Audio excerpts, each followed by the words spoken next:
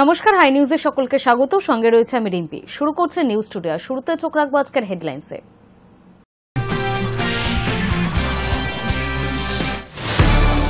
টানা বৃষ্টিতে খাস কলকাতায় ভাঙল দুটি বাড়ি, একটি গিরিশ পার্ক, অন্যটি বউবাজার এলাকায়। ঘটনায় হতাহতের কোনো খবর নেই। বৃষ্টিতে ব্যাহত জনজীবন, কলকাতার একাধিক এলাকা জলমগ্ন। দুই বঙ্গেই জারি সতর্কতা, মৎস্যজীবীদের সমুদ্রে যেতে নিষেধাজ্ঞা। স্কুল চলাকালীন আচমকায় ভেঙে পড়ল ছাদ, মৃত অন্তত 4 পড়ুয়া, আহত বহু। রাজস্থানে ঝালওয়ারের ঘটনা, ধ্বংসস্তূপের নিচে চাপা পড়ার আশঙ্কা প্রায় 40 জনের। মুক্ত বাণিজ্য চুক্তি স্বাক্ষরিত হল ভারত ব্রিটেনের মধ্যে। চুক্তি স্বাক্ষরিত হওয়ার পর দুই দেশের মধ্যে বছরে $34 বিলিয়ন বাণিজ্য বৃদ্ধির সম্ভাবনা। মালদ্বীপ সফরে প্রধানমন্ত্রী মোদীর সফরকে দুই দেশের সম্পর্কে এক গুরুত্বপূর্ণ পুনর্নির্মাণের ইঙ্গিত হিসেবেই দেখছে কূটনৈতিক মহল। টানা বৃষ্টির জেরে জনজীবন ব্যাহত। বৃহস্পতিবার রাত থেকেই শুরু হওয়া টানা বৃষ্টিতে মধ্য কলকাতার একাধিক এলাকা জলমগ্ন হয়ে পড়েছে। শুক্রবার সকাল পর্যন্ত park street, central avenue, college street, Thanthania, Vivekananda road সহ কাকুরগাছের বিস্তীর্ণ অঞ্চল জলের তলায়।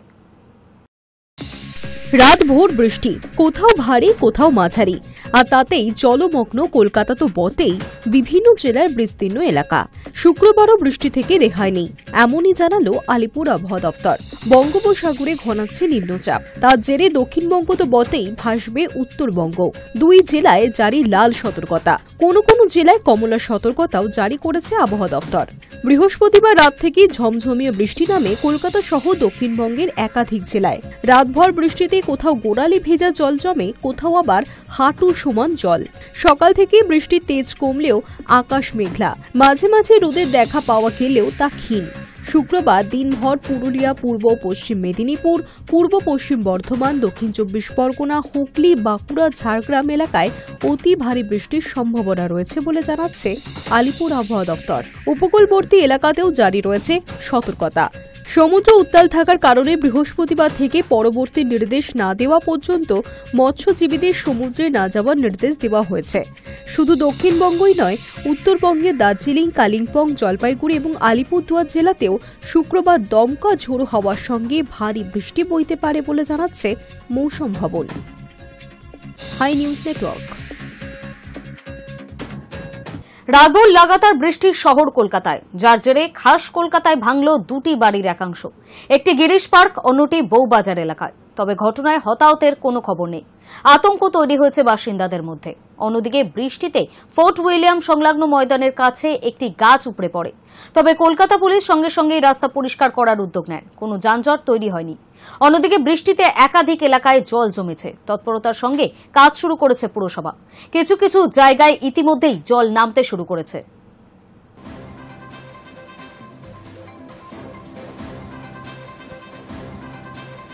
দুদিনের ব্রিটেন সফরে প্রধানমন্ত্রী নরেন্দ্র মোদী বৃহস্পতিবার সাক্ষাৎ করেছেন ব্রিটেনের রাজা তৃতীয় চার্লসের সঙ্গে। তাকে উপহার হিসেবে গাছ দিয়েছেন মোদী। এই উপহারের পিছনে রয়েছে মোদীর এক পের মাকে নাম কর্মসূচি। ব্রিটেন সফরে গিয়েছেন প্রধানমন্ত্রী নরেন্দ্র মোদী। বৃহস্পতিবার তিনি সাক্ষাৎ করলেন ব্রিটেনের রাজা তৃতীয় চার্লসের সঙ্গে। তাকে একটি গাছ উপহার দিলেন প্রধানমন্ত্রী। উপহার হিসেবে সোনোমা ডাভ ট্রি দেওয়ার পিছনে আসলে রয়েছে মোদীর এক পের মাকে নাম কর্মসূচি। স্যান্ডরিংহাম হাউসে সাক্ষাৎ হয় চার্লস মোদীর। এই গুরুত্বপূর্ণ সফরের পর মোদীর পরবর্তী গন্তব্য মালদ্বীপ। এদিন বিদেশ মন্ত্রকের মুখপাত্র রণধীর জয়সওয়াল জানিয়েছেন, রাজার সঙ্গে দ্বিপাক্ষিক বৈঠকে দুই দেশের সম্পর্ক নিয়ে বিস্তারিত কথা হয়েছে। আয়ুর্বেদ, যোগ ও মিশন লাইফ সম্পর্কে ব্রিটেনেও প্রচার করার কথা হয়েছে তাদের মধ্যে। গত বছর বিশ্ব পরিবেশ দিবস উপলক্ষে বুদ্ধ জয়ন্তী পার্কে একটি চারা পুঁতে এক পের মাকে নাম নামের প্রকল্পের সূচনা করেন মোদী। সারা বিশ্বে যেভাবে গাছ কাটা হচ্ছে তা বিশ্ব উষ্ণায়নের মাত্রা আরও বাড়াচ্ছে। এই পরিস্থিতিতে তাপমাত্রাকে নিয়ন্ত্রণে আনতে গাছ রোপণের প্রয়োজনীয়তা অপরিসীম, তা বারবারই বলেছেন পরিবেশবিদরা। সে কথা মাথায় রেখেই প্রধানমন্ত্রীর হাত ধরে শুরু হয়েছে এই প্রকল্প। আর সেই প্রকল্পের অংশ হিসেবেই রাজা চার্লসকে গাছ উপহার দিলেন মোদী। গাছটিতে সুদৃশ্য সাদা ফুল হয়। এদিকে এদিনই মুক্ত বাণিজ্য চুক্তি স্বাক্ষরিত হয়েছে দুই দেশের মধ্যে। বহু বছর ধরে মূলত 3টি বিষয় নিয়ে দুই দেশের মধ্যে দর কষাকষি চলছিল। অবশেষে এদিন ব্রিটিশ প্রধানমন্ত্রী কিয়ার স্টারমারের সঙ্গে সাক্ষাতের পর দুই রাষ্ট্রনায়ক স্বাক্ষর করলেন বহু প্রতীক্ষিত এই চুক্তি। ভারতের সঙ্গে দ্বিপাক্ষিক সম্পর্ক মজবুত করার ক্ষেত্রে স্টারমারের বিদেশ নীতির প্রধান বিষয় ছিল মুক্ত বাণিজ্য চুক্তি। Hi news network.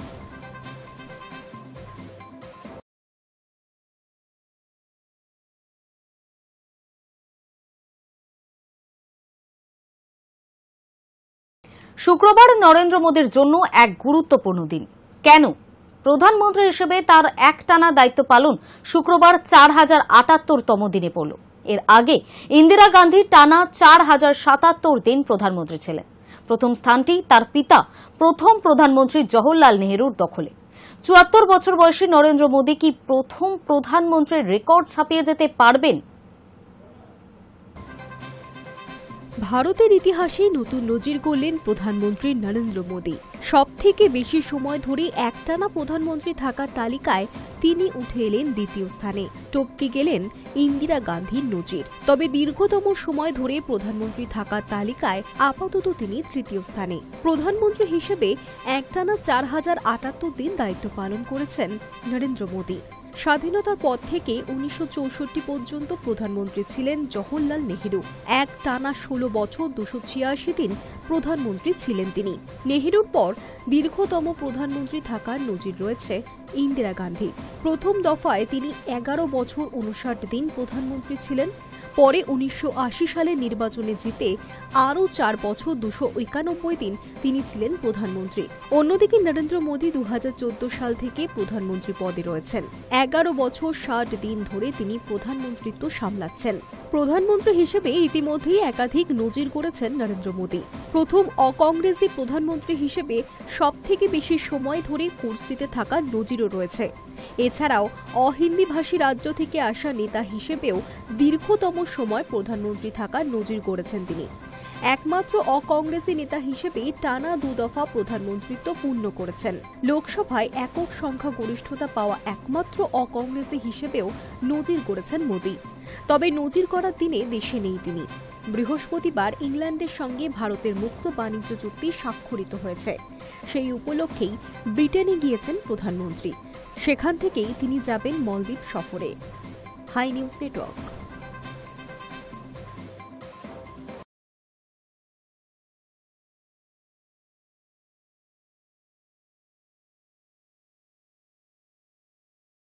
গাজায় যুদ্ধবিরতি চলাকালীন এবার পশ্চিম এশিয়ার আর এক প্যালেস্টাইনি ভূখণ্ড ওয়েস্ট ব্যাংকে গ্রাউন্ড অপারেশন চালাতে পারে ইসরায়েলি সেনা। ইসরায়েলি প্রধানমন্ত্রী বেঞ্জামিন নেতানিয়াহু সরকার সেই দেশের পার্লামেন্ট নেসেটে একটি প্রস্তাব পাশ করেছে। তাতে জর্ডন উপত্যকা সহ পুরো অধিকৃত ওয়েস্ট ব্যাংকে ইসরায়েলের সঙ্গে সংযুক্ত করার কথা বলা হয়েছে। গাজায় যুদ্ধবিরতি চলাকালীন এবার পশ্চিম এশিয়ার আর এক প্যালেস্টাইনি ভূখণ্ড ওয়েস্ট ব্যাংকে গ্রাউন্ড অপারেশন চালাতে পারে ইসরায়েলি সেনা। বৃহস্পতিবার ইসরায়েলি প্রধানমন্ত্রী বেঞ্জামিন নেতানিয়াহুর সরকার সেই দেশের পার্লামেন্ট নেসেটে একটি প্রস্তাব পাশ করেছে। তাতে জর্ডন উপত্যকা সহ পুরো অধিকৃত ওয়েস্ট ব্যাংককে ইসরায়েলের সঙ্গে সংযুক্ত করার কথা বলা হয়েছে। প্রস্তাবের পক্ষে পড়েছে 71টি ভোট, বিপক্ষে মাত্র 13টি। নেতানিয়াহু সরকারের ওই প্রস্তাবে কার্যত নস্যাৎ করে দেওয়া হয়েছে স্বাধীন এবং সার্বভৌম প্যালেস্টাইন রাষ্ট্রের দাবি। প্যালেস্টাইনি জনতা বৃহত্তম আবাসভূমি ওয়েস্ট ব্যাংকে ইহুদি জনগণের ঐতিহাসিক, সাংস্কৃতিক এবং আধ্যাত্মিক মাতৃভূমির অবিচ্ছেদ্য অংশ বলেও বর্ণনা করা হয়েছে ইসরায়েলি পার্লামেন্টে পাশ করা ওই প্রস্তাবে। জর্ডন উপত্যকা ইসরায়েল অধিকৃত ওয়েস্ট ব্যাংকের পূর্ব অংশে অবস্থিত, যা জর্ডন নদীর পশ্চিম তীরে প্রসারিত একটি উর্বর এবং সামরিক কৌশলগত দৃষ্টিতে গুরুত্বপূর্ণ অঞ্চল। প্রায় 10,000 কিলোমিটার জুড়ে বিস্তৃত জর্ডন উপত্যকা কৃষি, পশুপালন এবং ভূ রাজনীতিতে গুরুত্বপূর্ণ। ইসরায়েলি সেনা 1967 সালে যুদ্ধের পর থেকে ওই অঞ্চলটি বকলমে নিয়ন্ত্রণে রেখেছে। প্যালেস্টাইনি স্বাধীনতা আন্দোলনের কিংবদন্তি নেতা প্রয়াত ইয়াসের আরাফাতের গড়া সংগঠন ফাতার নেতৃত্বাধীন জোট প্যালেস্টাইন লিবারেশন অর্গানাইজেশনের নিয়ন্ত্রণে রয়েছে ওয়েস্ট ব্যাংক ভূখণ্ড। আন্তর্জাতিক স্বীকৃতিপ্রাপ্ত স্বশাসিত প্যালেস্টাইন কর্তৃপক্ষ সেখানকার প্রশাসন পরিচালনা করেন। আদর্শগতভাবে গণতান্ত্রিক চেতনায় আস্থাশীল পিএলও, তারা কট্টরপন্থী প্যালেস্টাইনি সশস্ত্র গোষ্ঠী হামাসের বিরোধী। ইসরায়েলি সেনা অবশ্য আন্তর্জাতিক জনমত উপেক্ষা করেই দীর্ঘদিন ধরে ওয়েস্ট ব্যাংকের একাংশ দখল করে রয়েছে। একদা গাজার নিয়ন্ত্রণও আরাফাত অনুগামীদের হাতে ছিল, কিন্তু 2007 সালে গৃহযুদ্ধে পিএলওকে পরাস্ত করে গাজার দখল নিয়েছিল হামাস। High news network. ভুয়ো খবর, যৌন অপরাধী এপস্টাইনের সঙ্গে ট্রাম্পের নাম জড়ানোয় ওবামাকে টেনে আক্রমণ হোয়াইট হাউসের। বুধবার নতুন করে একটি রিপোর্ট প্রকাশ করেছে ওয়াল স্ট্রিট জার্নাল। তাদের দাবি, মার্কিন অ্যাটর্নি জেনারেল প্যাম বন্ডি মে মাসে ট্রাম্পকে জানিয়েছিলেন যে এপস্টাইনের ফাইলগুলিতে বেশ কয়েকবার তার নামের উল্লেখ রয়েছে। এরপরেই প্রতিক্রিয়া জানিয়েছে হোয়াইট হাউস। মার্কিন প্রেসিডেন্ট ডোনাল্ড ট্রাম্প নাকি জানতেন যে কুখ্যাত যৌন অপরাধী জেফ্রি এপস্টাইনের ফাইলে তার নাম রয়েছে। বুধবার এমনটাই জানা গিয়েছে মার্কিন সংবাদ মাধ্যম ওয়াল স্ট্রিট জার্নালের একটি প্রতিবেদনে। সেই আবহেই তড়িঘড়ি বিবৃতি দিয়ে হোয়াইট হাউস জানালো খবরটি আদ্যোপান্ত ভুয়ো। শুধু তাই নয়, হোয়াইট হাউসের দাবি, দীর্ঘদিন ধরে রিপাবলিকানদের বিরুদ্ধে ষড়যন্ত্র চালাচ্ছেন প্রাক্তন প্রেসিডেন্ট বারাক ওবামা। এসব তারই ফল। সাম্প্রতিকতম বিতর্কের সূত্রপাত গত সপ্তাহে। ওয়াল স্ট্রিট জার্নালের একটি রিপোর্টে দাবি করা হয় এপস্টাইনকে নগ্ন মহিলার ছবি এঁকে পাঠিয়েছিলেন ট্রাম্প। 2003 সালে এপস্টাইনের 50তম জন্মদিনে চিঠি লিখে এভাবেই শুভেচ্ছা জানিয়েছিলেন তিনি। সেই থেকে নতুন করে সমালোচনা শুরু হয়। এর মাঝে বুধবার নতুন করে একটি রিপোর্ট প্রকাশ করে ওয়াল স্ট্রিট জার্নাল। তাতে দাবি করা হয় মার্কিন অ্যাটর্নি জেনারেল প্যাম বন্ডি মে মাসে ট্রাম্পকে জানিয়েছিলেন যে এপস্টাইন ফাইলগুলিতে বেশ কয়েকবার তার নামের উল্লেখ রয়েছে।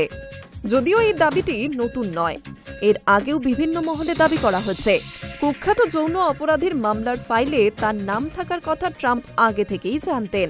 তা সত্ত্বেও তড়িঘড়ি বিবৃতি দিয়ে ওয়াল স্ট্রিট জার্নালকে জবাব দেয় হোয়াইট হাউস। হোয়াইট হাউসের তরফে জানানো হয়েছে প্রতিবেদনটি ভুয়ো। হোয়াইট হাউসের এক কর্তা সংবাদ মাধ্যম CNN-কে বলেন, আমরা এতে অবাক হইনি, কারণ দেশের বিচার বিভাগ এখনো অবধি মামলার সঙ্গে সম্পর্কিত যা যা তথ্য প্রকাশ্যে এনেছে তাতে ট্রাম্পের নামের উল্লেখ রয়েছে। কিন্তু প্রেসিডেন্ট যে আদতে কোনো অন্যায় কাজের সঙ্গে জড়িত ছিলেন এমন কোনো প্রমাণই নেই।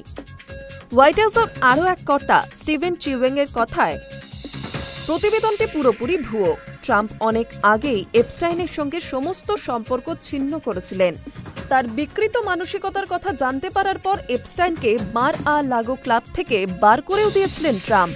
আদতে এসব ডেমোক্র্যাট এবং উদারপন্থী সংবাদ মাধ্যমের বানানো ভুয়ো খবর ছাড়া আর কিছুই নয়। এই বিষয়ে কথা বলতে গিয়ে ওবামার রাশিয়া গেট কেলেঙ্কারির প্রসঙ্গও টেনে এনেছে হোয়াইট হাউস। ট্রাম্পের গোয়েন্দা প্রধান তুলসি গ্যাবার্ড হোয়াইট হাউসের এক সাংবাদিক বৈঠকে দাবি করেন, ওবামা প্রশাসনের সবচেয়ে ক্ষমতাধর ব্যক্তিরা রাজনৈতিক অস্ত্র হিসেবে গোয়েন্দা তথ্যকে ব্যবহার করেছিলেন। 2016 সালে ট্রাম্পের জেতা রুখতে এমনটাই করেছিলেন তারা। 2016 সালের প্রেসিডেন্ট নির্বাচনকে প্রভাবিত করার নেপথ্যে নাকি হাত ছিল রাশিয়ারও। এর আগেও অবশ্য ওবামার বিরুদ্ধে একাধিকবার রাষ্ট্রদ্রোহের অভিযোগ তুলেছেন ট্রাম্প। তবে এবারের দাবির পর থেকে নানা মহলে জল্পনা শুরু হয়েছে।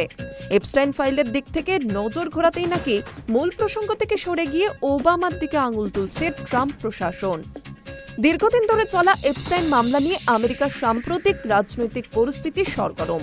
তবে এই মামলায় এখনো পর্যন্ত ট্রাম্পের বিরুদ্ধে কোনো গুরুতর অভিযোগ প্রকাশ্যে আসেনি। ট্রাম্পও দাবি করেছেন এপস্টাইন তরুণীদের যৌন নির্যাতন করতেন, সেই সম্পর্কে তার কোনো ধারণা ছিল না। এমনকি ট্রাম্প এবং এপস্টাইনের সম্পর্ক অস্বীকার করেছে হোয়াইট হাউসও। ইতিমধ্যে ওয়াল স্ট্রিট জার্নালের বিরুদ্ধে মানহানির মামলাও করেছেন ট্রাম্প। দাবি করেছেন $1,000 কোটি, ভারতীয় মুদ্রায় যা 86,000 কোটি টাকারও বেশি। Hi news network. জনসমক্ষে মহিলাকে চুমু খাওয়া এবং যৌন হেনস্থার অভিযোগে গ্রেফতার যুবক। এমন ঘটনাটি ঘটেছে বেঙ্গালুরুর গোবিন্দপুরা এলাকায়।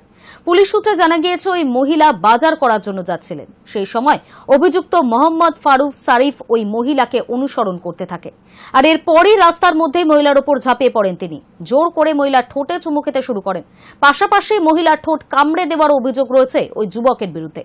কোনো রকমে ঘটনাস্থল থেকে পালিয়ে যেতে সক্ষম হন ওই মহিলা। এরপরই গোবিন্দপুরা থানায় পুলিশ যৌন হেনস্থার অভিযোগে অভিযুক্ত মারুফকে গ্রেফতার করে।